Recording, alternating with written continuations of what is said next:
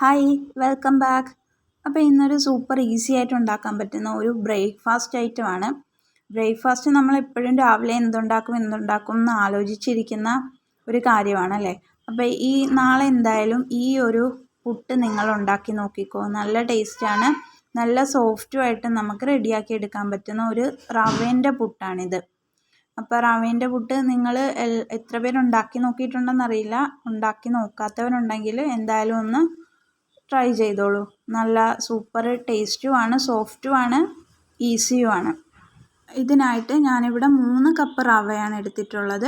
അതൊരു പാനിലേക്ക് ഇട്ടിട്ട് നമുക്കൊന്ന് റോസ്റ്റ് ചെയ്തെടുക്കണം. റോസ്റ്റഡ് റവയാണെങ്കിലും നമ്മളൊരു പാനിലിട്ട് ഒരു 5 മിനിറ്റ് മാക്സിമം അത്രയും മതി, നല്ലതുപോലെ ഒന്ന് ചൂടായി കിട്ടും. അതൊന്ന് ചൂടായ ശേഷം നമുക്കതിലേക്ക് ആവശ്യത്തിന് വെള്ളം എടുക്കാം. ഞാൻ 3 കപ്പ് റവയാണ് എടുത്തിട്ടുള്ളത്. അപ്പോൾ അതിൻ്റെ പകുതി വെള്ളം മതി. 1.5 കപ്പ് വെള്ളം എടുക്കുക. അതിനകത്തുനിന്ന് ഒരു 1/2 കപ്പ് നമുക്ക് മാറ്റി വെക്കാം. 1 കപ്പ് വെള്ളം ഞാനിവിടെ എടുത്തിട്ടുള്ളൂ. അതിലേക്ക് കുറച്ച് തേങ്ങയും ഉപ്പും കൂടെയും ചേർത്ത് നല്ലതുപോലെ മിക്സ് ചെയ്തിട്ട് ഈ റവ ചൂടോടുകൂടി തന്നെ നമുക്ക് ഈ വെള്ളത്തിലേക്കൊന്ന് ഇട്ട് നല്ലതുപോലെ മിക്സ് ചെയ്തെടുക്കാം. അപ്പോൾ ഇതിൽ കട്ടയൊക്കെ ഉണ്ടെങ്കിൽ നമുക്ക് കൈവച്ചൊന്ന് ഉടച്ചു കൊടുത്താൽ ഉടഞ്ഞു വരും. അപ്പോൾ ഈ 1.5 കപ്പ് മാറ്റി വെച്ചത് നമുക്ക് വേണമെങ്കിൽ നനവ് ഇനിയും വേണമെന്ന് തോന്നുവാണെങ്കിൽ ഒന്ന് തളിച്ചു കൊടുത്താലും മതി. അപ്പോൾ ഈ 1 കപ്പ് വെള്ളത്തിലോട്ട് ഞാനിത് ഇട്ട് കൊടുത്ത് നല്ലതുപോലെ ഒന്ന് മിക്സ് ചെയ്ത് കൊടുക്കുന്നുണ്ട്. ഒരു ഫോർക്ക് ഉപയോഗിച്ച് മിക്സ് ചെയ്യുവാണെങ്കിൽ നല്ലതായിട്ട് റെഡിയായി വരും. ഇനി ഇതൊരു അരമണിക്കൂർ നമുക്ക് മൂടി വെക്കണം. അതിന് ശേഷമാണ് നമ്മൾ പുട്ടുണ്ടാക്കേണ്ടത്.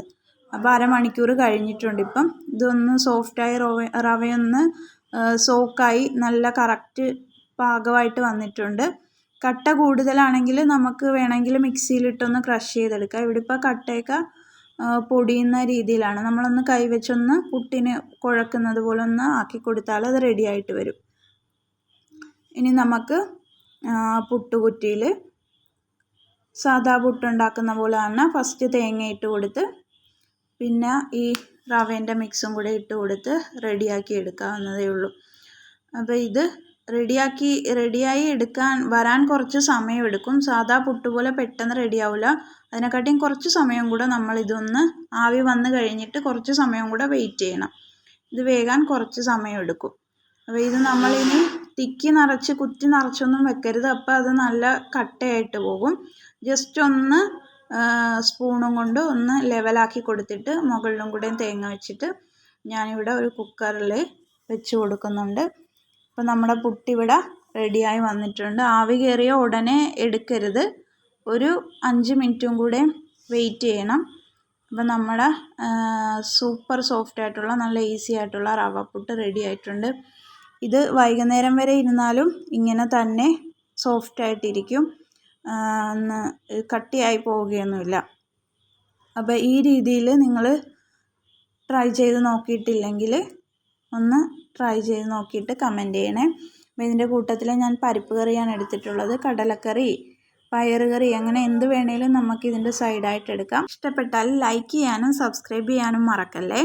ബൈ.